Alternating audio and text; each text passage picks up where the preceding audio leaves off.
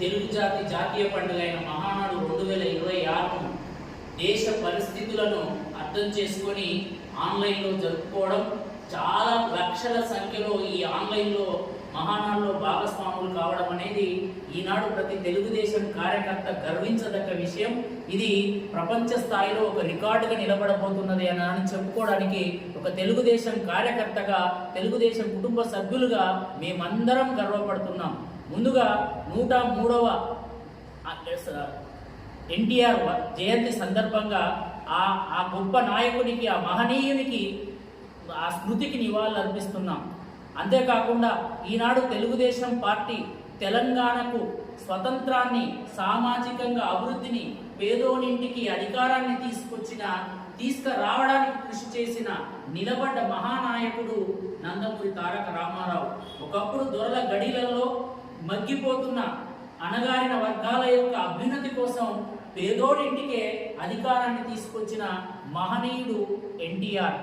సమాజమే దేవాలయం, పేదోళ్ళే దేవుళ్ళు అని ఆ సూక్తిని ఆలోచనలో, ఆచరణలో చూపెట్టి పేదోడింటికి అధికారాన్ని తీసుకొచ్చి, అధికారం యొక్క బలాలను తీసుకొచ్చి పేదోడి యొక్క ఆత్మగౌరవాన్ని నిలబెట్టిన మహనీయుడు ఎన్టీఆర్.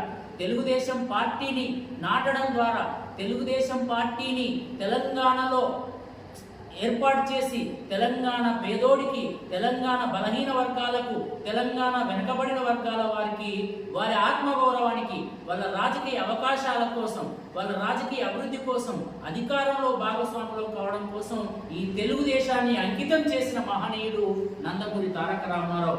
ఈనాడు ఈ 2026 మహానాడు దేశ పరిస్థితులను దృష్టిలో పెట్టుకొని ఆన్లైన్లో జరుపుకోవడం, అది అత్యంత 6 లక్షలకు పైగా మంది కార్యకర్తలు, తెలుగుదేశం పార్టీ అభిమానులు, తెలుగు జాతి సభ్యులు ఇందులో భాగస్వామ్యం కావడం మనందరికీ గర్వకారణం. దీన్ని మన అందరం మరింత కొనసాగించాల్సిన అవసరం ఉంది.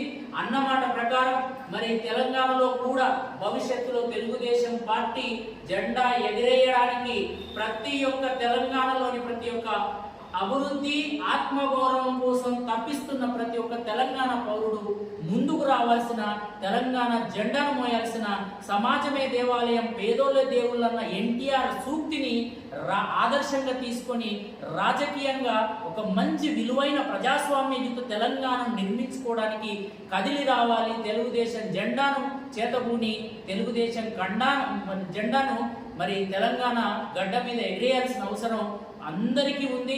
ఒక్కసారి బేరీజు వేసుకోండి. తెలుగుదేశం ఎన్టీఆర్, చంద్రబాబు నాయుడు కాలంలో పరిపాలనలో